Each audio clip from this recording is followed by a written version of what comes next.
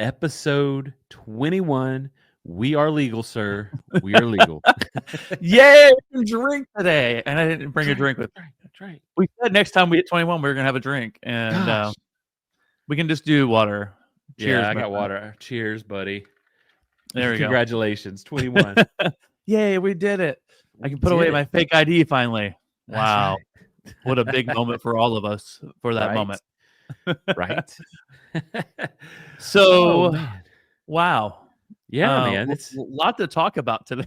It's yeah. There's been a lot going on. There's been a lot going on. So I'll just jump in, right? Okay. So obviously, if you heard the last episode, I was supposed to leave to go to Morocco for a week. Well, Right. that did not happen for me. Nope. And it's because I came into a medical issue, and it's very personal. So of course we're going to talk about all the details right now. Absolutely. All the details. So I'm going to try to keep this so it's not so in depth, but you'll see what I'm talking about here in a second. Oh, So God. the Monday and Tuesday leading up to the week before I was supposed to leave for Morocco, man, I was running into some stomach issues. Let's just say that, like, Okay. the eating too much kind of cheese, kind of stomach issues. We were a little locked up, right? Gotcha. Yep. I didn't think it was a big deal. What happens in life, right? It's happened to everybody. Well, that turned into like 2 days, turned into 3 days. And by the third day on that Wednesday, I also could not pee anymore. It was the strangest thing where I felt like I had to pee so bad, but I could never pee. And I'm like, what is going on with my body right now? My whole body felt like it was just totally rejecting me at every possible angle. And so it came around Wednesday night around dinner time, and I was like, Leslie, we got to go to the emergency room, man. I feel like my bladder is going to explode. My stomach's all cramped up. I felt awful. So we get to the whole time we're driving, poor Leslie, I'm like, ramp the curb. We got to get to the emergency room. She's like, Tim, we cannot ramp any curbs. I'm like, pass that person on the left. I'm dying. She's like, I am trying to get you there as safe as possible. Like she was ready to kill me because I'm in tons of pain. I'm freaking out. I'm like trying to micromanage her driving to our hospital, which is about 15 minutes away. So finally, we get to the emergency room. She drops me off. I run in. I'm like, I have to be seen like now. I'm dying. I explained I feel like my bladder is going to explode. I'm in so much pain. And there is a whole waiting room full of people. So, they're also there in pain too. But, everybody's just kind of like, you're up in your head at that moment. And I was like scared to death too. I'm thinking, I have never felt like this in my life. This is everything's off. I'm in total pain. So anyhow, what they did is they immediately put me in triage in the back, just on one random bed, like right behind like the check-in counter. Closed the curtains. Leslie's in there with me. She came in, and I'm telling them, I'm like, I'm dying. I haven't peed in forever. I feel like all this stuff. And Leslie asked them, like, what's the maximum like a bladder can hold? And she said 100 cc's of urine, or 1,000. I'm sorry, 1,000. And so I was like, I have to pee. They're like, well, we're gonna have to put a catheter in. I was like, wait, what? Like, even you're trying to process all this in real time as you're in pain, and they're trying to be urgent because they don't know what's going on with you. Right. And so they told Leslie, like, if you think he might kick his feet, you're gonna have to hold his legs down. Oh my gosh. If I'm doing this and he kicks his legs, it's not going to be good for anybody. And I was like, oh my God, I was terrified. And have you ever had a catheter put in before, Billy? No. I remember when my dad had open heart surgery. Yeah. And he was experiencing stuff. And my stepmom at the time had mentioned it to the doctor, and they said, okay, we're going to have to do a catheter. Oh, he got so mad. And that's always terrified me too, man. Oh my God. Well, you have a very big right to be terrified because it is fucking painful as I'm sorry, but I had to say it. I know we used to try to keep this a little family rated, but it was absolutely awful. And so Leslie's holding my legs down. I'm already just in ungodly pain. And, I've never experienced this before. And all of a sudden, put it in, man. And it hurts like anything I have never felt before. It was unreal pain. And I feel sorry for everybody who has to do these on a daily basis. I know my story is just very singular compared to what a lot of people have to go through, and women with babies and all the stuff. I recognize all that and I validate all of you, but I'm telling you about my story, and it hurt so bad. But here's the thing. So they're doing this thing to you, right? Leslie's holding my legs down. You don't know. I don't know what to expect. So I don't know, when will this pain stop? Is it going to be like this the whole time? And then she says, "Oh no, I can't get it around your prostate. So I'm going to have to take it out and do it again." I was like, no, God, no, please, no. That's when you're like in your head and you start bargaining with God. Like, please, there's got to be another. Can't they just put a hole in my bladder and it just shoots out the side somewhere? Just or cut me open right now. Just yeah. Just, And I was, so I was like, is there anything you could give me for pain? And they're like, well, we can do a little lidocaine to make it a little less. I'm like, okay. I'm thinking that's good. It was no better. It was still ungodly. Well, long story short, it happened, and they end up taking off like 900 cc's of pee off my body. Like, that's how much it had built up over like Monday through Wednesday. So that happens, but I'm still in horrible pain because my stomach so cramped up. And I'm like still dying. They're like, "I'm sorry, you're gonna have to wait in the hallway till we have something available." And they told Leslie, because I kept going, "Please go tell them, please." I mean, I was like scratching at the wall, like gripping onto this chair, almost to rip it apart because I was in so much pain. And she said she went up there and they told her it could be 1 to 2 hours still before I got back there. And she's like, "I wasn't going to tell you 1 hour because I didn't want you to have any hopes. I told you it would probably be 2 hours. In reality, we got back there probably in about 40 minutes. But the longest 40 minutes of my life. But I mean, that's just to get you back to a bed. Like, nothing's happening yet, right? Right. So I'm explaining everything that's happened. So they're like, "Okay, we need to do a CAT scan on your stomach to see if there's any blockages or what the heck's going on with your stomach while you're in so much pain." So I had to go do a CAT scan, and they come back and they said, they're trying to tell me good news. And I was having trouble breathing because I was in such a panic. I started having a panic attack on top of the pain. Sure. And if you've ever had a panic attack before, you can't breathe, like, right? And then the more you panic, the less you can breathe. So I'm freaking out, screaming, "I can't breathe. Oh God, I can't breathe. I can't breathe." And he's trying to come in and tell us good news. Like, there's no blockages, there's no tumors or anything. Like, I mean, I wasn't even hearing this dude. I was just shaking at the side of the bed and like, "I need medicine.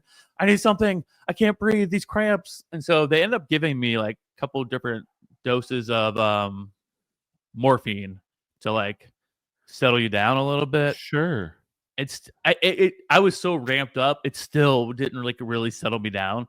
And so they're like, "Yeah, you have a build up blockage in your intestine. You just have to get this cleared out." And I'm thinking, I was like, "Sir, you have to get this out of me before I leave this hospital. I can't go home like this. It's unreal." So they're telling me that, I'm begging them, first of all, like, "You have to get this out of me. I can't go home in this pain. It's been awful, blah, blah, blah."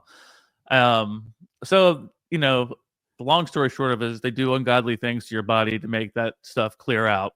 And nobody needs to know that mental image. So just know there was a lot of stuff happening. And poor Leslie's in the room with me because she's like, "You want me to go?" I was like, "No, don't go. Don't go." And there's this one picture.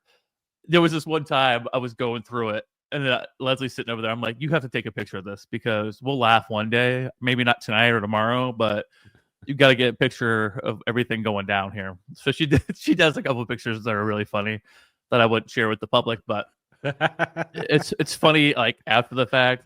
Right. So anyhow, they got me feeling better enough to go home. And they're like, "You know what? To make sure you're good, we're going to give you this medicine to drink tomorrow." It's stuff that they give to people before they have to do a colonoscopy. So like it like clears you out. Sure. Mm-hmm. So let me tell you, first of all, it tastes disgusting. Oh yeah, sure. There's supposed to be like a lemon flavor to it. Well, it's kind of like if hell had a lemon flavor, that would probably be it. It was salty and nasty. And so what they do is they give you this jug. Like, I'm trying to show you with my hands here. Everybody watching anything. It's 4 liters big. Yeah.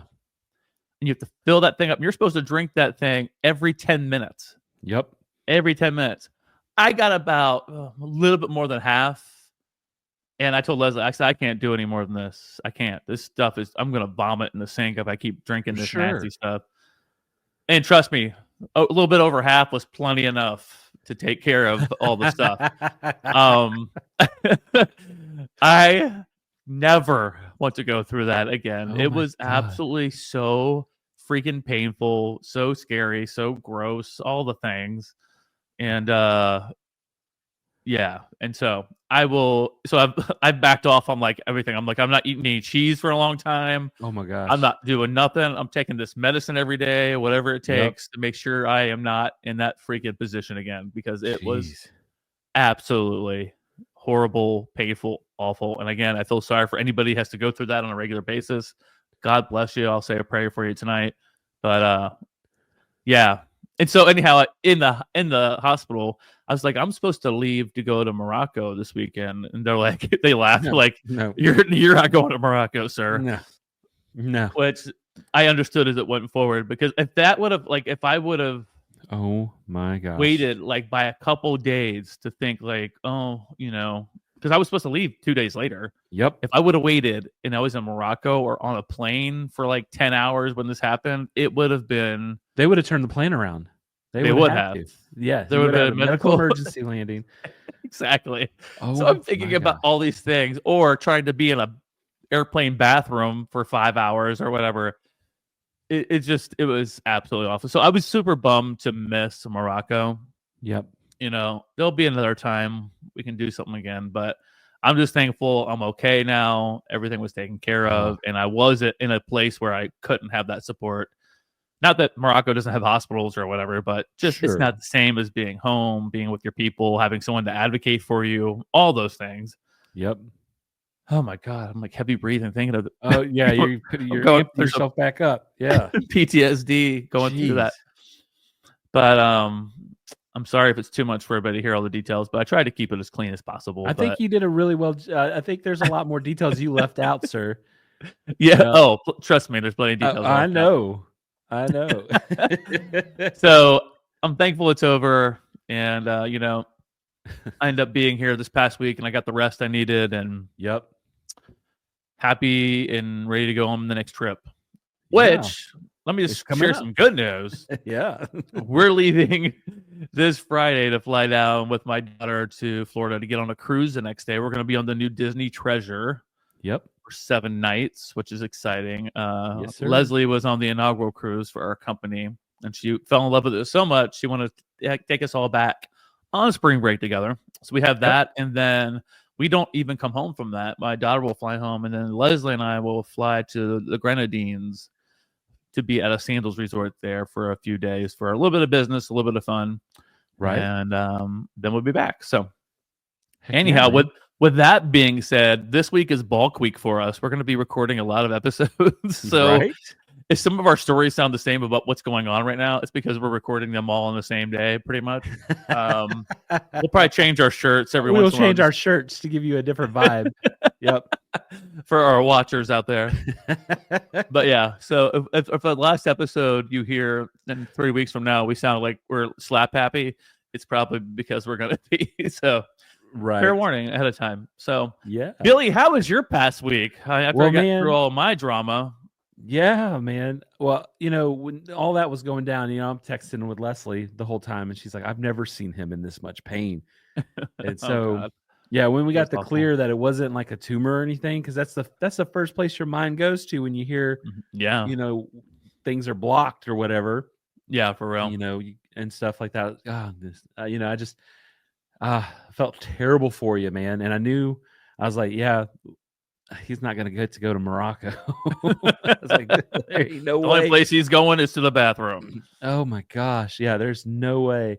And then I was texting Leslie. I was like, I'm so thankful this didn't go down like a couple days later. I know. That would have been terrible. That would have been terrible. But yeah. My week was spring break for my girls, and sadly Michelle had to work spring break. She's had the last few of them off, and so she needed to be at work, and so I had the week with the girls, and so we were like, what should we do? And so I asked them, where should we go? What's something fun? What do you want to do? And they both were like, I want to go to Disney World. And I'm like, okay, we're going to Disney World. And So we had a little daddy vacay. It was just me, Nice. Chloe, and Lily, and then everybody that we tell, they're like, "Really? Dad's taking them?" I'm like, "I've raised these girls since they were Yeah. babies. I could Not take care of incompetent. them." Yeah. I'm No like, kidding. "Oh my gosh!" My mother-in-law was like worried sick, and I'm like, "Have you ever met me? I'm like the most protective person in the world." Like, Right. Right. but yeah, I made the mistake though of booking a 5:50 a.m. flight. No. Your thought process. Well, you go based on the earliest flight. These are Yeah. my reasons. I go Okay. because if the flight gets delayed, I have a couple more chances Right. to change flights. You know, Yeah. and so we have that option if you go early. If you do like the last flight of the day, if it's canceled, you're not going anywhere. So I went earliest flight for that reason. Just so happened to be 5:50 a.m. And then You're another reason nuts. is you get a whole day, there Yeah. as well. So you get basically an extra day because you get there like 8 in the morning or whatever. Mm-hmm. I did not, when I was booking the flights, I did not realize that it was the Saturday of daylight savings time. Oh man. And so we live an hour away from the airport as well. Mm-hmm. Whenever we take the girls to a hotel, they get so amped, right? And so they don't Right. sleep Right. well because they're so excited to be there. So we made the decision it would be best for us to, you know, just go to bed early, like really early, Right. and wake up, and I would drive to the airport, save a little money, Mm-hmm. and so that's what we did. So here's the thing: when you have to wake up like at 2:30 in the morning Oh on my daylight savings gosh. time, 2:30 does not exist on daylight savings time because it skips from 1 to 3. That's when Yeah. it changes. At 2 o'clock, there's no 2 o'clock. So if you set your alarm at Mm-hmm. 2:30, it's not going off.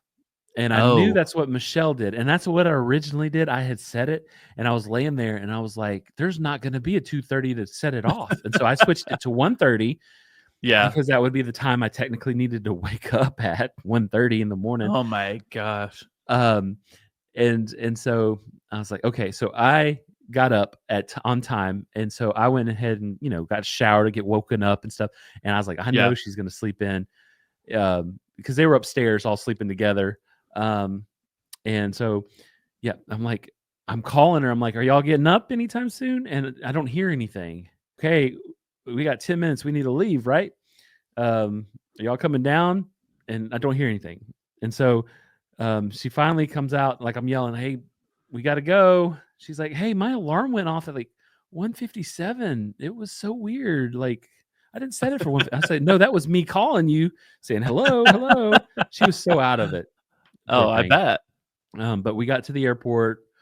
We got there. Of course, you lose another hour flying Mm-hmm. into the Eastern time zone. Um, and so we got into our room.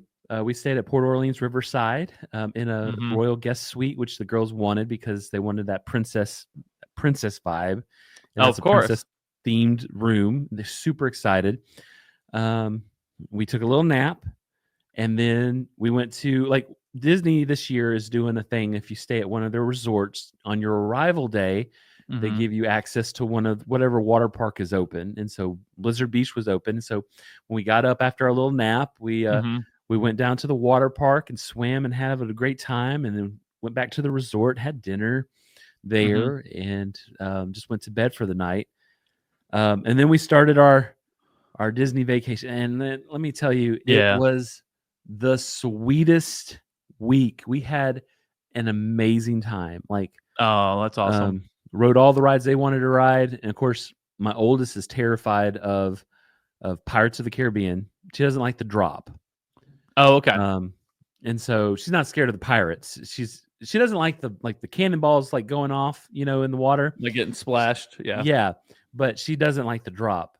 The only problem is Lily loves Frozen, which also has a drop like that. It And does. so Yeah. and so I had to bribe her with a toy of her choosing in throughout the parks if she rode Frozen, so Lily could ride it as well. Because it's just me. There was no mom to, take Right. turns or whatever. So we kind of had to, but she did it. And, out of all the toys, all the Disney toys in the park, Mm-hmm. Chloe chose a polar bear from the Club Cool at Epcot, the Coca-Cola polar bear. That's what she wanted. Hey. Loved it. Loved it. That's what I mean. We went back for it. Gosh, we had an amazing time. We would walk back and forth between Port Orleans Riverside and the French Quarters. We would go get beignets. Oh yeah. Oh, this is so good. So good. But man, we were coming back one day. We were walking back to our hotel room, and all of a sudden I hear these just like is screaming, like laughing, screaming at first, and then it just turns into terror screaming. And I turn around, and at this resort they have these large, like multi-person carts that are bicycles that you can kind of. Oh yeah. They have like steering wheels, and you can rent, and you can just kind of drive back and forth and stuff. Yeah. And so, when I turn around, I just see the top of it. There was another trail that was about to V where we were, and I just see the top of it just flip. And I'm like, oh my gosh. And so I scream out because I couldn't see anything besides the tip, like the top of it flipping over. Sure. And I'm like, are y'all okay? And didn't hear nothing. And I'm like, oh my gosh. And so I was carrying like this big, huge popcorn bucket, like that was like, of course you were at the time. Yeah. Yeah, of course. It's Carousel. It's a beautiful one. Michelle really wanted one, so we bought one. And so I throw it to Chloe, and I said, stay right here. I'll be right back. And so I go running around the corner. And they're just laying on the ground inside of this like huge cart bicycle. Who was it? Who was Two teenage girls. Oh, okay. And I'm like, oh my God, are y'all okay? Are you hurt? Do we need to call somebody or whatever? Right. And I think they were more embarrassed. Oh, sure. Obviously. Yeah. But man, I'm telling you, I'm like, I got them out. I made sure they weren't bleeding. They said they weren't hurt. They didn't hit their head or anything, thankfully. So I said, okay, let me. And by this time, the girls, of course, have run up behind as well. They're like, what happened? And like, they crashed. And so let me pick this cart up. So I picked this whole cart up, man. I'm like, let me get this back on the road for you. And I picked it up. And Lily goes, wow, Daddy, how did you do that? And I was like, I've been telling you, I'm buff. You don't That's believe right, dude. me. You're totally slay. Me. Yeah. But yeah, I felt like a little hero there, but we got them back on the road. And I'm like, all right, girls, let's hop off and let them go by. So yeah, exactly. We did. Yep. Y'all get on down the road before we start walking. But that's so crazy. Yeah, we had an amazing spring break. It was the sweetest, like the memories. I'll always remember, and so hopefully they will as well. Just a special time. Yeah, oh gosh, man, it was so happy. I'm doing a little happy dance, whatever. You should tag your video of the girls doing the room tour on our social media so they can see it. It's the cutest thing ever. Yeah, it's so funny. Yeah, they wanted to do a room tour, so hey, let's do that thing. So they gave a tour. I'll post that on our social once this episode comes out, and do it. Y'all can see it. Yeah, they need to see that. It was awesome. Well, I'm glad you guys had a great time. Yeah, man. Yeah, we man, I couldn't have asked for a better trip, man. But what was so crazy is I had a great idea for a TikTok video when you were in Morocco, or should have been in Morocco. Those episodes where you're like, yeah, right. Like where somebody's like at, I don't know, they're at like Disneyland and the other person's at like Walt Disney World. And they're like, hey, we're here in front of the castle. Where are you at, man? I was going to be like, we were going to be at Epcot in Morocco. Oh, like, that would have been cool. And then you would have been in real Morocco. I was like, but that's okay. That's okay. Next time. I just got to time it to where I'm back there while you're there. No, you and I will be in Morocco together on our world tour for our podcast. That's right. We have a lot of Moroccan listeners. No, we did get our second country. I don't remember what country it was, but I saw on our statistics we have a new country. So put my glasses on and get down to business here and find out. Yeah, I feel like we had maybe Brazil at some point. Yeah, I think you're right. We had Brazil. We have Russia. Ooh. Okay. We have 4 downloads from Russia. So thank you to our Russian listeners out there. Yeah, absolutely. We also have I mean, that's also Russia. We have Brazil. Brazil. Yep. Uh-huh. Brazil. We have a couple downloads from the UK. Okay. Hey, how's it going? Okay, UK. Go, That's go. right. All right. I don't know. I said that for. Of course, the US and the US. And wait a minute. No, we got a couple. We got a little bit. We some listeners in Mexico also. Oh, right. Nice. And I think International. That's what we are. Yeah, we're international superstars now. That's right. World tour. Well, I don't know what. Yeah, world tour begins right now. I know we've kept you waiting. We're like 30 minutes in right now. Yeah. Let's kick right into it, my friend. Let's do it. Well, there ain't nothing to it but to do it. Are you ready, my friend? You better believe it. Let's get into all the everything, y'all.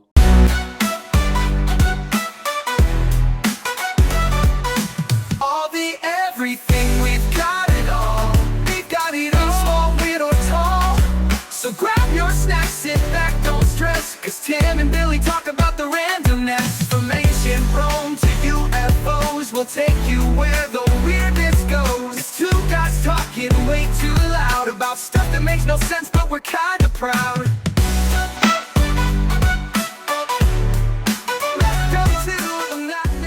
Well, welcome to the show to everybody. We're so excited to have you here for another amazing episode of All the Everything Podcast. As always, I'm one of your co-hosts, Tim Sawhook, and I'm joined by my man, the man who was just in Disney World, the man with a popcorn bucket bigger than his body. That's right. Billy Perchman, everybody. Billy, how you doing, bud? I'm great, sir. How are you today? I'm doing good. I'm ready for this topic. It's gonna be fun. We got a lot of stuff to share. Me and Billy split up the responsibilities of this one back and forth, so I hope you guys enjoy it. But we got to let them know what we're talking about today. Billy, give them the name of that episode. Well, the name of the episode is Lucky Numbers and Long Gods, the Wild World of the Lottery. Yes. Come on. You may not think the lottery is exciting to talk about. It's exciting to win, obviously, and we all get pumped. But there's so much for us to share about the lottery that we can't wait to get into it. So, Billy, without further ado, if any of our tips and tricks on this episode cause you to win the lottery, we'll tell you where to send that check over. Yeah. We just need a little bit of a sponsorship bump, That's so right. we can take That's this right. to the next level. I don't even know what taking this next level looks like, but we'll figure it out. That's right. That's right. But yeah, with the lottery, everybody daydreams. Oh my goodness, could you just imagine, right? Mm-hmm. And so let's start off by talking about the history of where the lottery started. Okay. Mm-hmm. And so believe it or not, the lottery goes way back. I mean, I'm talking about like 205 BC. Are you serious? In ancient China is where it originally started, by the Han Dynasty. Mm-hmm. They used a lottery system to help fund major projects, including the Great Wall of China. Yep. No way. Yep. They used one of the most famous structures in the world that has, stood the test of time. They used basically like an ancient scratch-off system ticket to fund that. Do you have any more details about that? How they did it? I don't. That's about it. Okay. They just, they just started that, to raise that money. But that's crazy. But that's how part of the Great Wall of China was funded. Was back in the day, way back in the day. But then also the Romans wanted to get in on the party, right? Of course. So they held a lot of lotteries at parties, a lot for entertainment. Even Emperor Augustus ran a lottery to raise money for city repairs. Mm-hmm. But instead of cash, the winners would walk away with like valuable goods, kind of like almost like a fancy raffle, if you will. Oh, okay. At like the banquet. So who knows? You could have gotten like a golden leaf hat, or I don't know, Pampered Chef. I mean, those are pretty popular. Exactly. Yeah, in some Tupperware, some Roman Tupperware. Hey, there we go. There you go. That's hilarious. But fast forwarding to the 15th century, okay, lotteries became a real thing in Europe. Cities like the Netherlands and Belgium started holding them to raise money Mhm. for fortification and to help the poor. In 1569, Queen Elizabeth I launched England's first official lottery to fund public works. And this idea caught on big time and eventually made its way across the ocean to the American colonies. And Oh, of course. so, that's kind of where it gets planted over here. Um, but yeah, that's kind of the little history on how it made its way from China over the centuries to Mhm. where it is now in most states, except for Alabama, where I live. I have to drive to Mississippi or Florida or Georgia to get that ticket whenever it gets up past the billion. That's when people start getting really excited. We I'll buy cross the one for state you. line. Thank You don't you. have to Yeah. drive there. I'll get you one here in Ohio. Thank you. Yeah, because we don't have it. We could use the tax money on it to, fund schools and stuff. All right. Well, let me take it from there and let me kick in what we're going to talk about next, which I think is really interesting. It's the lottery odds and strategies. Okay. Okay.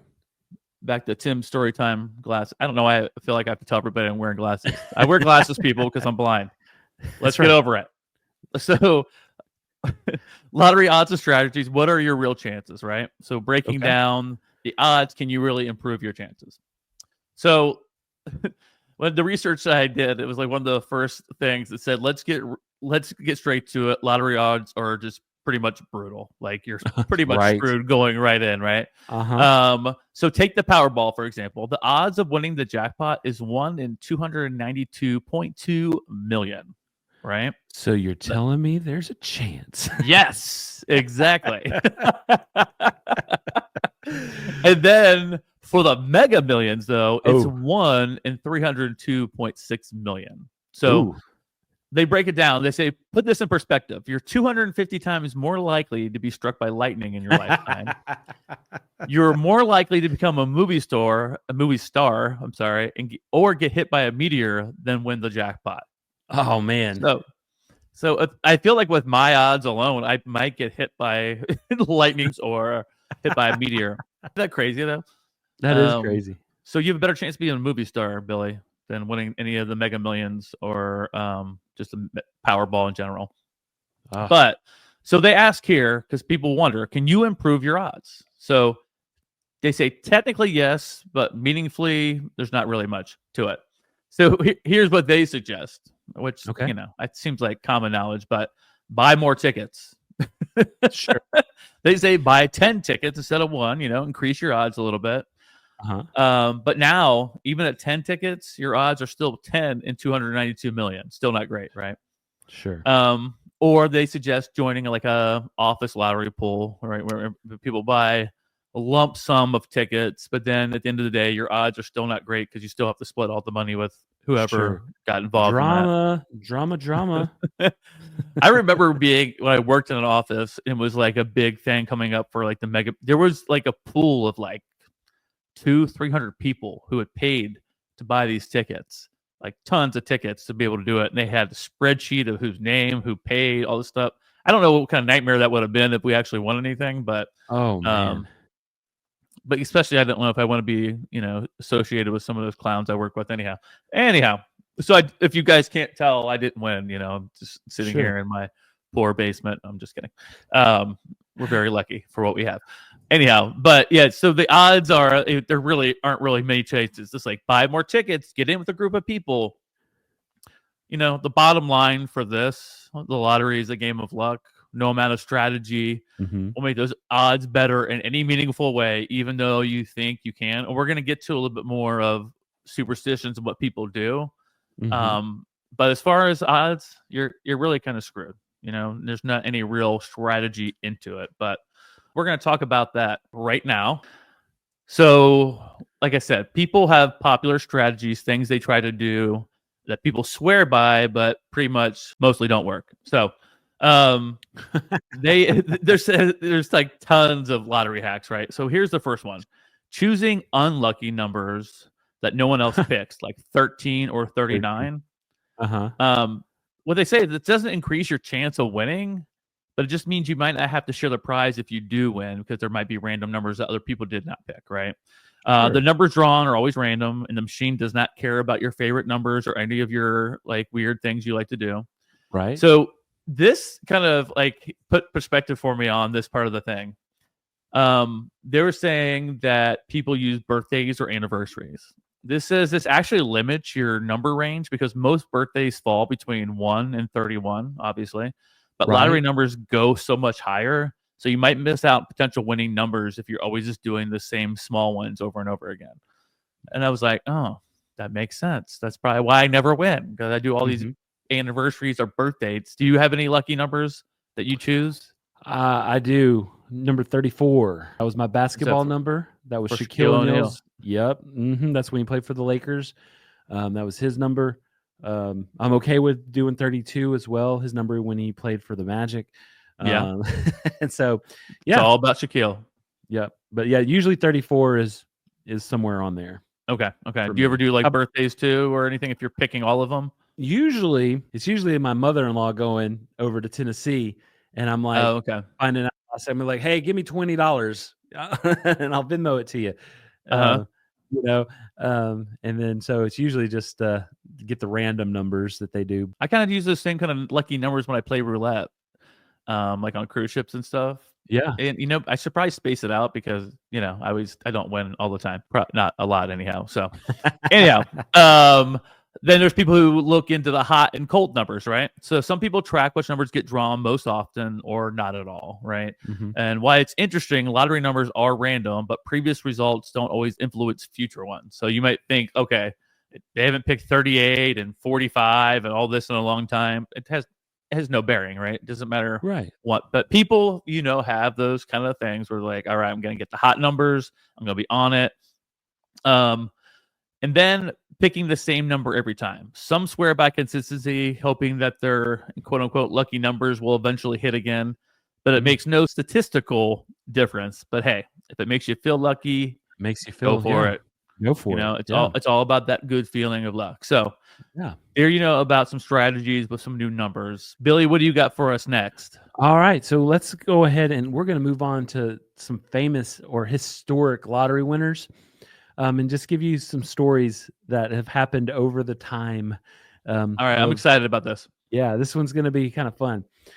So let's start off with the luckiest woman alive? ? Joan Genter was a Texas woman who won the lottery 4 times, and not just like small. Like she ranked in over $20 million in total.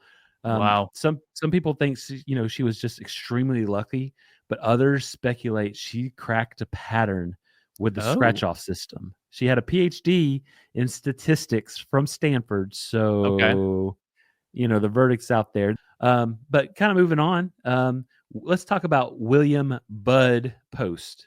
This is a cautionary tale, y'all. Okay. So Bud Post won $16.2 million in the Pennsylvania lottery in 1988. Okay. But instead of living the dream, his life spiraled out of control. He blew through all of his money, which we hear a lot. He got sued by a former girlfriend. His brother hired a hitman to try to kill him for what? And then he eventually died broke. Proof that not all jackpot stories have a happy ending. Could you just imagine? Man. No, I could imagine. Right. Oh my But my luck. I mean, seriously, your brother tries to hire a hitman to kill you. What in the world? Oh yeah, this will lead more into our conversation about what we would do if we won. Right. Exactly. We'll talk about that later. But here's a name for you: Abraham Shakespeare. What? Yep, that's their name, Abraham Shakespeare. That's a new name for our next dog, Abraham Shakespeare. There you go. In 2006, won $30 million in Florida. Wow. But his generosity led to the downfall. After giving away a lot of his money, he was befriended by a woman named Doris Dee Moore, who eventually murdered him to take control of his winnings. Dee, come on, man. Yeah, Abraham Shakespeare. Abraham Shakespeare. That is a name. That is a name, but yeah. That's sad. That is sad. But moving over to Stefan Mendel, it's the Okay. man who beat the system. He Oh, was a okay. Romanian Australian mathematician who didn't just win the lottery, he hacked it. So in the Oh. 1990s, he figured out a way to legally buy up every possible combination in certain smaller lotteries, guaranteeing a jackpot. He and his investors made millions of dollars before the lottery rules changed to stop people from doing what he did. So was he going in and like going to a store and like literally buying every ticket out of the machine? Well, he would buy like certain combinations, I guess, and so he had it all mapped out. Oh, So, I see. yeah. But in 2007, Cynthia Stanford was struggling financially when she won $112 million in the Dang. California Mega Millions. What's crazy is she had been visualizing the winning exact amount for years, writing it down repeatedly as part Oh, of wow. a manifestation. Okay. So she just willed it. She just thought about it, and she wrote it down, and then she won the exact amount that she kept writing down. That is so crazy. Yeah. So whether it's luck or the power of positive thinking, whatever it was, it worked for her. So Get it, girl. and then let's take it to the biggest Powerball jackpot winner of all time. Okay. This actually just happened. I remember this back in 2022. And so, because I bought tickets to this one, and I was excited, and I would daydream, and we'll talk about that a little bit later. But yeah, Edwin Castro won the largest single lottery jackpot ever at $2.04 billion with a B dollars in the Powerball. Billion. He took the lump sum, which in his pocket gave him about $997 million. Because Oh my of taxes. gosh. Yeah, Oh, of course. but poor thing, whatever. And I've heard stories. This dude is balling. I'm talking about he bought multiple mansions. Like I've seen it on TV. Oh, really? Some of the biggest mansions in Hollywood. He's bought some of the most expensive cars, and people are like, "Dude, you need to be careful. You need to slow your roll. You need to slow your roll." But yeah, he was the largest winner at $2.04 billion. Boom. Man, That was in California, wasn't it? Yeah, it was. Yeah, California. California's been lucky lately with these big old jackpots. Man, I'm telling you. A lot of California people cheating the system, I think. Oh, come on, California. Come on, Jim, is that you out here? Yeah. You leave some of the rest of us out there, man. Come on. We need some money. Yeah, come on. Your mom wins the lottery. All right. I don't even know why I said that for.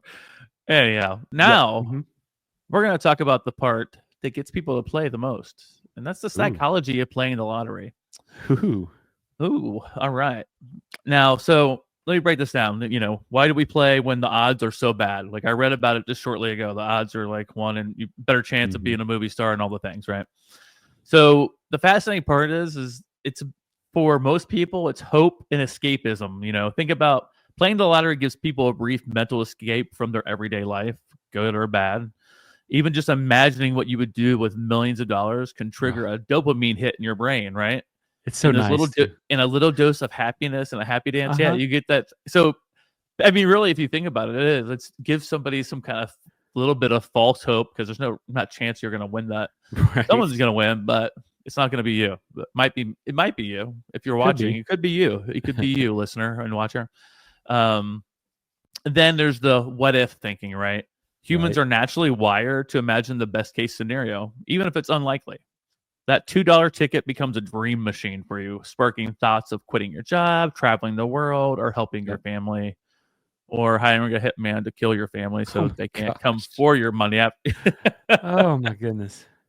The biggest thing, though, if you think about it, though, they list it as the illusion of control, right? We likely to believe that we can beat the odds, but choosing our own numbers and gives us some kind of false sense of control, even though, it's totally a random process and the odds are stacked against you. But again, we talked about it's that dopamine, it's that hope, it's the daydream. Yeah. It also talks about, and you were saying just a second ago, social influence, right? So when our jackpots are huge, the media covers it every day. That's the first thing the news talks about. Oh, there wasn't a winner today. The jackpot's now, it's going up. $10 billion. People get excited. everyone starts talking about it, and then you almost feel like you're missing out if you don't play, right? Right. And then here's the thing: Leslie and I, we don't play the lottery all the time. We'll do it for some of these big ones. Sometimes I'll think like I'll feel that same way, like, oh my gosh, I see everybody out there saying, I bought my ticket today, I bought my ticket, Yep. and they're holding up all these tickets. I'm like, I gotta get my ticket. I gotta get it. Sometimes I remember, and sometimes I forget, and I'm thinking, I wasn't gonna win anyhow. But it is that psychology behind it. You really want that social influence get you to want to buy more tickets. And then there's the low cost, high reward. They think even if the odds are terrible, the entry price to this is low. It's $2, right? The investment's super small. So $2 to have a big dream. They're okay with that. Mm-hmm. And they said in the end, the lottery isn't just about math, right? It's about emotion, imagination, and hope. People don't always play because they expect to win, but they play because it feels good to dream. And I thought that was that's pretty cool, I think, because it is. People want to dream about hitting that big thing. That's it with the psychology of playing the lottery. Billy, what do you have next, my friend? Okay, and so we talked a little bit about it already, but here's some more ways that people actually pick their numbers, some random ways, right? Oh, I want to hear this. Yeah. So, a lot of folks, they go down to the local Chinese restaurant, right? And at the end of the meal, you get that fortune cookie, flip that bad boy over, and it's going to give you a set of lottery numbers. And so in 2005, a group of 110 people won a total of $19.4 million in a Powerball drawing after using the lucky numbers. So I guess they don't change it they're all the same number. So that they hit $19.4 million that had to be split between 110 people because they all played their fortune cookie number. No way. So that's a popular strategy. Some pet owners out there let their animals pick their numbers, like by pointing at a number on a chart or walking over a keyboard to generate some kind of random set. Oh, really? There hasn't been any reports of any dogs winning yet, but hey, who knows? Have you seen those videos like where the dog will like shoot the basket, like they'll throw a ball and they'll shoot it in a basket and they'll have like he's predicting who's going to win the Super Bowl or whatever. Yeah, or like the puppies, that kind of stuff. Yeah, kind of that kind of vibe. I know what you mean. Yeah, many people dream about numbers and then they play those numbers. We kind of talked about that before. They take those dreams and they put it down on the paper. There's some folks that might ask their local psychic or palm reader or whatever. They to those or the tarot cards and all that stuff to get the right numbers. But really, how often has that worked, right? Like, come on. I'm like, you gave me these numbers and they were duds. So what does that mean about the rest of the stuff you said? Huh? All lies. All lies. But kind of, we were talking earlier, a lot of people play birthdays, anniversaries, or special dates. But like you said, also, it only goes up to 31, so it does limit your chances. Right, for birthdays, people play street addresses or license plate numbers. And then this is funny. In 2011, thousands of people started playing 4, 8, 15, 16, 23, 42. Do those numbers mean anything to you?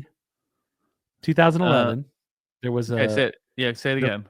Okay, 4, 8, 15, 16, 23, 42. So, but 4, 8, 15, 16, 23, and 42, those are the infamous numbers from the TV show Lost. Ah, okay. Yeah. And I love Lost. I don't remember the numbers though, yeah. Yeah, what's so funny is those did hit.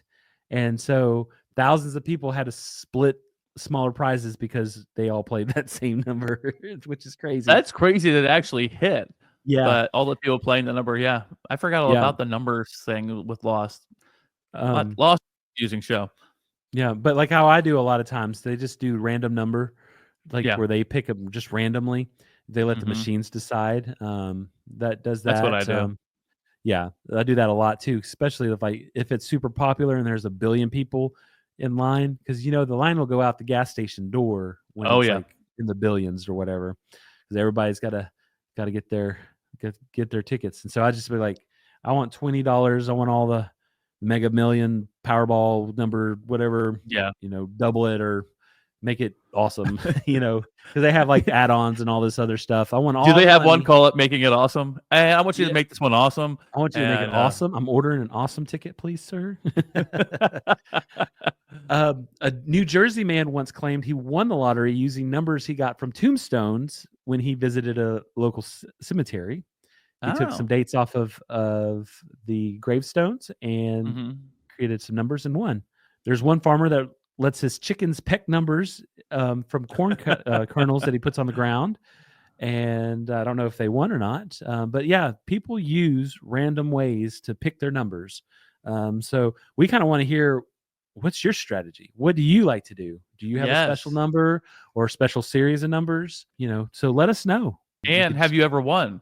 Yeah, and if you ever won, using those numbers. What's funny is back in the day, we had this arcade in my local mall, Singing River Yeah. Mall in Goshen, Mississippi. Place I love dearly, is now a parking lot. But they had a arcade called Power Play, and in Mhm. there they had a lottery game, and you would select, like, I want 3 balls or 5 balls or whatever, and Yeah. it would just it'll shoot out the balls, or it's all digital. But one Right. time I hit the numbers perfectly, and I won all the tickets. I mean, the machine ran out of Like, tickets, how and many then did they you had to win? refill it. I mean, okay, I don't remember the actual number, but I was able to buy a blow dryer for my mom. I bought Okay. me a Mortal Kombat T-shirt. Heck I yeah. bought my sister a whole bunch of big toys, like the big toys, Yeah. like the top shelf arcade toys. And then Right. I had leftover tickets. I mean, I was balling, like, as a 10-year-old with that Oh, many yeah. tickets. The Oh, you're a sky was the king. limit. Yes, I was a king. But yeah, so yeah, that was just a fun memory with the lottery. Oh, that's When so you can cool. legally play when you're 10 years old. Yeah, the 10-year-old lottery seems Woo! pretty. No legalities with that, why Exactly. not? Well, Billy, if you're not a lucky person, right, and the odds are stacked against you, guess what? What's that? People try to Ooh. rig the lotteries and some insider scams. So we're Yep. going to hear a little bit about Yep. some of the frauds that have taken place in the lottery before. So this one kind of sounds like a movie plot, like legit, but it's real. Okay. Okay. So in 2010, a winning number for a 16.5 million hot lotto jackpot in Iowa was purchased, but the prize went unclaimed for nearly 1 year. Ooh. Then just hours before the deadline, sure. a law firm from New York City tried to anonymously claim it. Ooh. Suspicious a little bit? They said very, yes. So after a deep investigation, the trail led to Eddie Tipton, the information security director for the Multi-State Lottery Association. Ooh. Yes, the guy who literally helped build the entire system was the guy who had done this and scammed it, right? So it turns out Tipton installed malicious software that let him Ooh. predict the winning numbers on certain days. He rigged multiple jackpots across several states and stealing over $24 million in total during that time, right? Oh my gosh.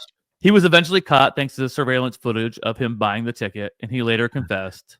He and his accomplices were sent to prison and exposed major flaws in the lottery security. So the guy who had built the whole system completely rigged it. You think that they would have thought that through ahead of time, like, right? The person can't play, but how do you do that? You've got to be like a fail safe of somebody, because people, like, money, like we've been talking about, corrupts people, right? People kill people over it, and Right. and they go crazy over it. So that part of that story kind of blew my mind when I was reading and doing research for it. I was wondering how the New York firm came into play, and it's because of that grubby guy who'd taken care of that. So that's one story. Mm-hmm. And then, are scratch off tickets beatable? Can you beat the scratch off ticket?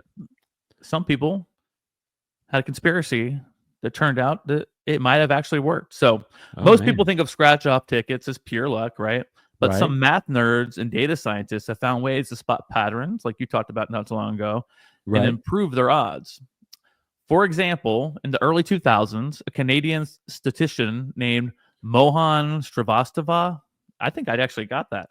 I was practicing Ooh. it. I nailed it there. All right. Nailed it. I'm not going to go back. Anyhow, this guy cracked the code for a tic-tac-toe style scratcher. He discovered Ooh. that numbers printed on the ticket before scratching correlated with whether it was a winner or not. So he reported it. But here's the guy. This is a good guy. He reported it to the authorities, and sure enough, the lottery pulled the flawed games. So he didn't do it to win. He didn't do it to steal the money. He just was trying to test the system out. Like, he's like, all right, I'm going to show you. I know.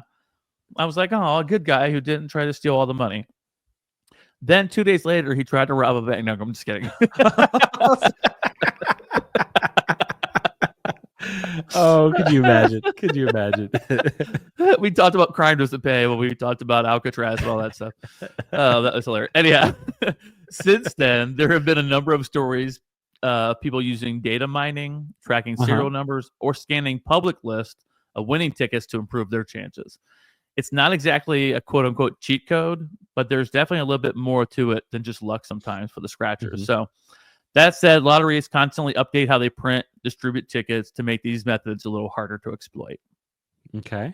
Yeah. And that is a story about rigging lotteries and insider scams. But the biggest thing that we're going to end with. Yes.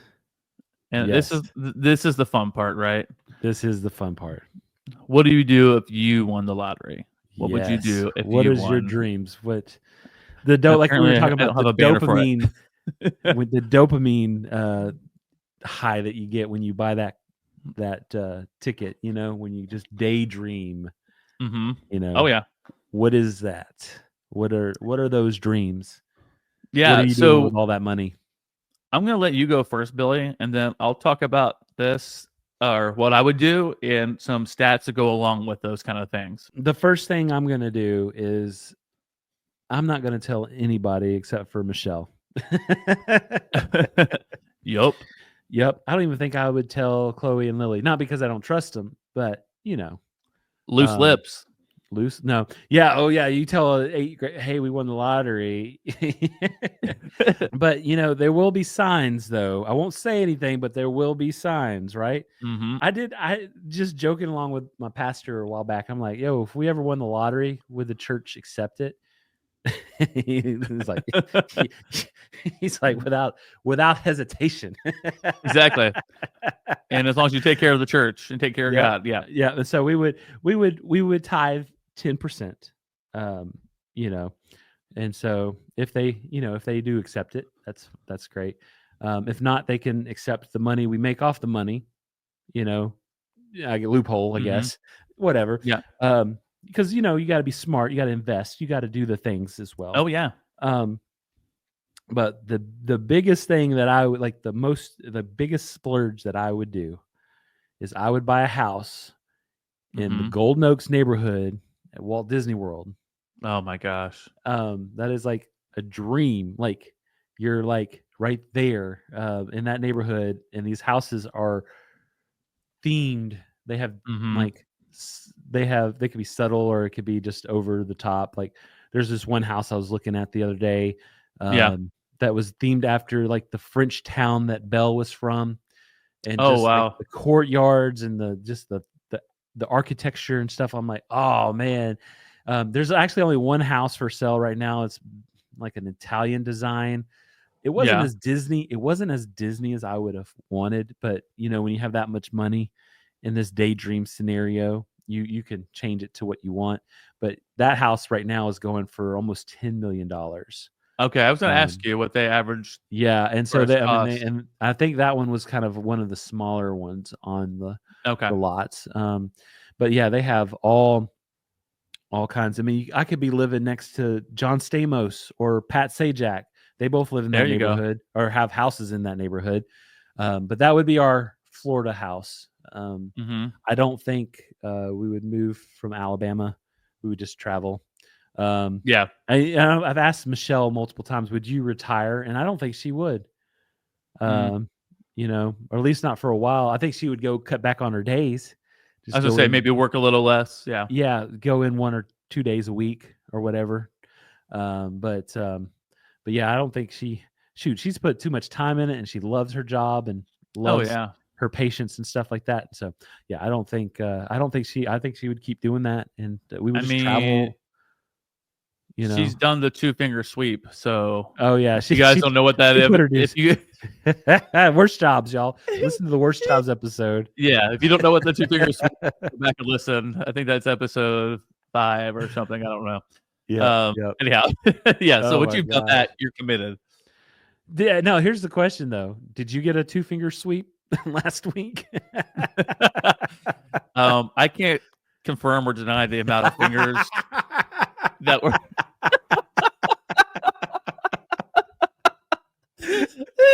that were in or around. I mean, it was so traumatic. I think it blocked it out. So Oh my that's why I can't confirm or deny. Yeah. What happened? Shoot.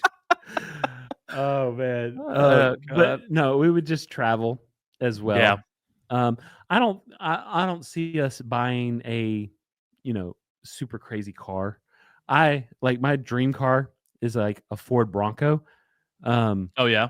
And so, I'm not going to buy like a, $250,000 car or whatever. Right. That's just not anything I have a desire to do.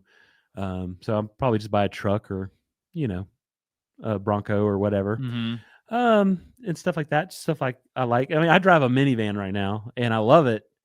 And like, because it's but you got dreams. You got dreams. But I have dreams. Yeah, we can upgrade to a bigger car or whatever. But yeah, would you think what about like a big old rig that you take, like long haul trucker kind of vibe? Oh, no, but pimp it out like Optimus Prime, like turn it into. I guess if you have enough, like I would think, like I would love an RV, but I don't want to drive an RV. So, but with that much money, I guess I can hire a professional driver to drive us around. But also one other thing, a huge thing is I would definitely, and this all goes back to Disney, is I would join Club 33. Oh, at both Disney World and Disneyland. So, but first you have to get off. You have to get through the waiting list to be able to join Club 33. If you got that much money, you can do it pretty quickly. That's true. I think you might move ahead on the wait list a little bit. Exactly. Well, I like that. Yep. So how about you? I was just talking to Leslie about this too. So here's the deal. Like where we live now, I'm comfortable. We've redone our house. We're comfortable where we live, but honestly, when I say I would like a bigger house, I don't mean bigger in types of like I need like 10 rooms and all these bathrooms and things like that. I mean bigger in the way that I could host and entertain, have more people at our house. Sure. Because a lot of times if we get together for a big business event, we can't do it here. We usually do it at one of our people who work for us, their house, because they got a bigger basement or a more congregational type space like that. And then I also have a really big family and Leslie's family and stuff like that. So that's the only kind of bigger part of a house I'd want. I don't really care for much more than that, Right. But same thing. I think it's the basics that anybody probably would do if you're in a healthy relationship with your family. Pay off your debts, help pay off their debts, things like that. You know what I mean? Take care of medical stuff for families, all those kind of things, parents, and make sure they're taken care of bills wise. I think that's pretty normal, and then obviously setting up trust funds for your children. And one of the biggest thing I saw that people were talking about is trying to help build generational wealth within your families and families to come. Right. But I'm talking about is like I need to go somewhere that's warm, like Ohio. Yeah, I know it's our home. That's where we raise everybody. But I don't want to live here forever. So, but I know Leslie wants to be around her kids as they get married. If they have kids, be around them. I get that. So I think I would do kind of what you were saying is I would go purchase a nice house somewhere where it's warm and beautiful. You want to come to Golden Oaks as well? Yeah, we'll be neighbors. That's exactly right. We'll build a tunnel underground that we can go back and forth. We'll just live in between John Stamos. So it'll be my house, John Stamos' house, and then your house. And then we could be the three best friends. Look at that. All the everything podcast sandwich that we put them in. Yeah, with Uncle Jesse. Uncle Jesse. Come on, Uncle Jesse. Come on, Uncle Jesse. Yeah, but I think we definitely find a place that's warm, have a nice house there that we could go to and escape from. But the fact that we own a travel agency, I think to tell you that we'd probably do the most is travel. I'd like to go on a year-long cruise. I think that'd be amazing. That But would be I'd have to awesome. figure out something because I don't want to leave. We have 2 black pugs. We love our dogs. And I cannot leave them alone for an entire year with somebody. So you have to find some kind of travel arrangements where you could bring your pets Mhm. with you. Right. That would be important. Mhm. I'm trying to think what else. Vehicle wise, I don't think I need to buy like a big old souped up car like you Right. were talking about, but I would probably get a new car every year. I'd probably get a new car. New technology comes out, I'd probably get a new car every year, something like that. Sure. Um, Sure. and again, that's not to be super crazy, you know. I mean, our Yep. kids are growing. We don't need a minivan anymore. We had our days with minivans, Yep. all that kind of stuff, you know. And like I said, just saving that money up and do not try to waste it and go crazy with it. Oh, Um, there's so many terrible stories of people lose all their money and then I know it's it's awful. just crazy. Yeah, it's just Oh, like and I would also build if I got a new house. I'm sorry, Billy. I would no. also build a hidden speakeasy where I'd Oh, have all my 100%. bourbon collection all Oh pimped out. man. Yes. That's I what would I would do. 100%. I would be disappointed in you if you didn't. Yeah, I'm sitting here. You can't see it off screen, but I've got bourbon all around me. So I would Yeah, I have it off screen because I don't want you to come try to rob me. that's right. That's right. When I worked at the Hilton hotels, Yeah. in Louisville, Kentucky, we had some really cool guests over the time. Like one time I got to become friends with Mean Joe Green. You would. Oh man, I would love that. And Big Steelers fan. oh yeah, huge Steelers fan. Like dude was awesome. Um, yeah, I'll have to tell you a story about that later. But Yeah. there's also you dealt with those guests that weren't so cool. And this one gentleman came to check in and he was just a Mel Karen or whatever that name Oh, is. fun. Yeah. And so he was really rude checking in. And it was this one time, like I was literally the only, like we had restaurant staff, but I was like the front desk, like managers, like in the Yeah. whole hotel. I didn't have housekeeping there. I didn't have engineering or whatever. It was just me. So the dude goes up and of course he overflows the toilet Oh god. and it's just me. And so I go and take care of that situation. Now I'm like offered to move him to a different room. He refuses. So I was like, oh crap. So now I have to clean this room real quick. And so I had to do that and all this other stuff. Well, at our hotel, there was an open bar for 2 hours. And apparently he missed the open bar, even though I was done cleaning the room before he could go down there. I went and took him beers, which we didn't normally do. Like I got his drink order and, gave him his drinks and brought him some snacks. And I just was providing like this amazing customer service, right? Amazing customer service. I'm like, I left there proud. Like I went above and beyond for this dude who was really rude. And come to find out, he calls our manager afterwards and just goes off on me, like just great. dogging me, like all this other stuff. It's not my fault he flooded the toilet. You know what I mean? Exactly. I went above and beyond. I did everything. And I was telling our general manager, I was like, I left there feeling like that was some of the best customer service I've ever provided. And that's saying a lot. And so I wasn't in trouble or anything. But come to find out, this dude was like this specialist for people that win the lottery. They contact him and he's supposed to be part of your team or whatever. He wrote books on what to do if you won the lottery kind of thing. And man, I tell you, like, I always vowed, like, if I ever win the lottery, nope, that dude is not going to be the dude I call. I'll get a different team. Like, so I vowed that to this day. So I don't remember the dude's name, but I know what he looks like. So I'll Google it if I ever win. Yeah. Well, then what you can do is payback is go clog his toilet in his house and overflow it. Make him have to clean it up. Yeah. Shoot. Yeah. Funny. I remember that. But yeah, you want to, if you do win the lottery though, make sure you have a good team. Lawyers, accountants, hire those. That should be one of the first things you do. Yeah, actually, I'm going to talk about that here in a second. Oh, shoot. Okay, sorry. No, you're not jumping ahead. You're fine. One last thing that I wanted to add that I would do for sure. Come on. So when I grew up, we did not have a lot of money at all. So traveling, and I think I've said this before, was a trip to Pennsylvania to see my grandparents. You know, that was a big deal. A nice 4 or 5 hour car ride. I would start a foundation for travel for people who didn't think they would ever be able to go see the world. You know, Oh, that's cool. kids at Disney. People, I mean, not even without kids, but like people who grew up dreaming of travel, but never thought they'd be able to see the things that, you know, other people see. Sure. And I've been blessed in my life. I've seen so much. I've been to so many places, things I never even dreamed I would be able to do as a kid. And so I think for certain I would do that, to have some kind of foundation or Scholarship. Scholarship. Yeah. I was combining sponsorship and scholarship into one word. So thank you for saying one of them. You know, just to be able to help people go out and see the world and, you know, really enrich their life that way. Yeah, that's awesome, dude.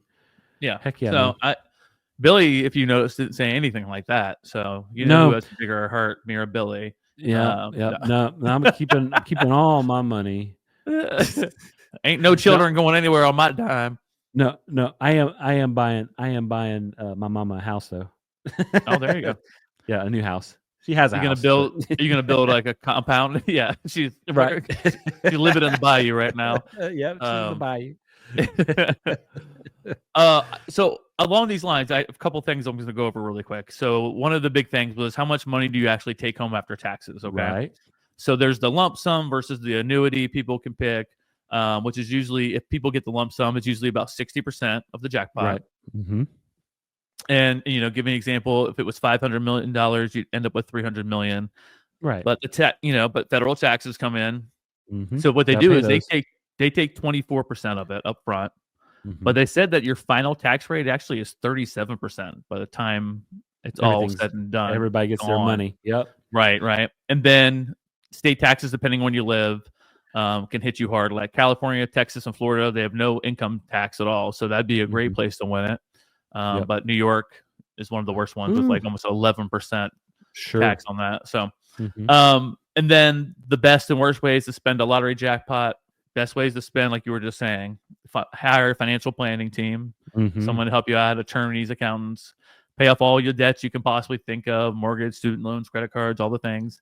And then you also mentioned this, invest wisely, you know, real estate, stocks, diversified, all the different things you can. And then, you know, like Billy didn't mention, but I did, give back. Charitable giving is not only rewarding. The first thing I said, sir, was I was giving 10% to my church. I'm just kidding. I'm just kidding. I care about people. God. No, you don't. And then some worse ways to spend is the lavish lifestyle overload. Billy was talking about people get massive homes, yachts, luxury cars, all that kind of stuff. And then the whole, I don't forget who the story was, the guy who's super generous, the helping everyone thing. Yep. But suddenly dozens of friends and family come out and try to drain your mental health, your cash, all that stuff. Bad investments. People will come to you from every angle with like, get rich quick schemes, but you're already rich. But little shady ventures, things like that. Investing in crypto, which is not very stable. People who quit their job immediately without a plan. They said that many winners say boredom or loss of purpose creeps in later life. Like you might have the money, but like you were saying with Michelle, she loves what she does. She probably said, stay working, you know? Yeah. If we won the podcast, we would still be doing the podcast if we won the lottery. Exactly. We would just be in a pimped out studio together. 100%. 100%. Oh, yeah. We'd be balling. We'd be balling. Woo, woo. And then you briefly touched on this when you were talking about this. It was talking about how winning a lottery changes your life in relationships. They say isolation is common. Many winners drift from friends and family who treat them differently after they won money. Marriages can be tested, which you talked about, people hiring hitmen to kill the person and take their money. Mental health challenges arise, anxiety, depression, additional things that often pop up when you're tested this way with this money. Like you have the money, but you don't have anything else because everyone's so isolated from you. Sudden wealth syndrome. They said it's a real psychological condition where people feel guilt or stress or fear about their money after winning it. And then lastly, which we just talked about, new friends appear everywhere. Everywhere. Requests for loans, investments, even fake emergencies. People will have done stories before about they had to have this emergency surgeries and asked families to pay for it, and it was all a lie. They were just stealing the money. So, gosh. A little fun fact at the very end. It says, study from the National Endowment for Financial Education found that 70% of people who win large financial windfalls lose it all within the first 2 years. That's crazy. 2 years. Isn't that nuts? And that's all I have about the lottery today, folks. Yes, sir. Oh, my gosh. That's Lottery. awesome. Well, I mean, not So people losing their money, but... So next time you go to spend $2 at your local store to buy a lottery, just think about all the history and craziness that goes on to lead up to your moment at that store buying that lottery ticket. That's right. There you go. And now to a thing that we're going to do, just our special guests on YouTube. We're going to give you our lucky numbers to play at the next. No, I'm just kidding. We don't have any lucky numbers. But if you join our Patreon, which we don't have yet, but if you join it, we will every week. Every week we will provide lottery numbers. Lucky. That is a promise, my friends. Yep. That is a But promise. you have to be on a certain level of Patreon to get those numbers. Oh, yeah. And we'll get to that later. And then at the next level up, you get all the conspiracy theories and the real life behind it. That's right. Everything. We'll tell you all the deets and spill all the tea for you. But yeah, that's it, man. That's the lottery. The lottery. It's crazy, lottery, man. Goodness. Yeah, great job sharing all those deets. You know, You too. I love You too, buddy. the wild world of the lottery. It kind of sounds like a gunslinger movie, doesn't it? It really is almost like a Western almost. It is. So many twists and turns, but That's right. yeah. Well, yeah, this was a fun one. And if you like it, and we hope you do, please leave us a 5-star written review on Apple Podcasts. Please. Even if you don't like us, still go leave a 5-star written review. Just be kind. You know, we're out here trying our best, you know. That's right. But no, we do appreciate that so much. It really does help. And we love the kind words of affirmation too for me and Billy. Absolutely. And then we want you to connect with us, Billy, right? So how can they do that, and where can they do it? Yeah. Hey, join our page on Facebook, All the Everything Podcast. Same thing on Instagram, TikTok, YouTube. You could watch this full episode, see all of our actual face expressions as we talk, and stuff like that. And then, of course, we do shorts as well. Different fun clips from each episode on there. We would love to have you subscribe. Hit that like button, hit that share button, help us get the word out. Yes. You know, we are trying to grow this thing. We're 21 episodes in and loving it. This is a fun adventure that we're on, and we want you to join us on that. And we want to connect with you. So please talk to us. Please talk to us. You know, we're lonely, and we need people to tell us we're doing good. That's right. Come on now. I know you're listening. Yeah, like I said last episode, we have thousands of downloads around the world. So we know you're out there. So connect with us. We want to talk to you. And okay, we'll stop begging and pleading, but please leave that review and join us in the conversation. We'll stop begging. Come on. It looks as if our luck has run out today. So thank you so much, everybody, for joining us for another amazing episode of All the Everything Podcast. We hope you enjoyed. We hope that you are lucky this week and you win some money. Join us next week for another great episode. Thanks for being here, everybody. Have a great week. Bye, y'all.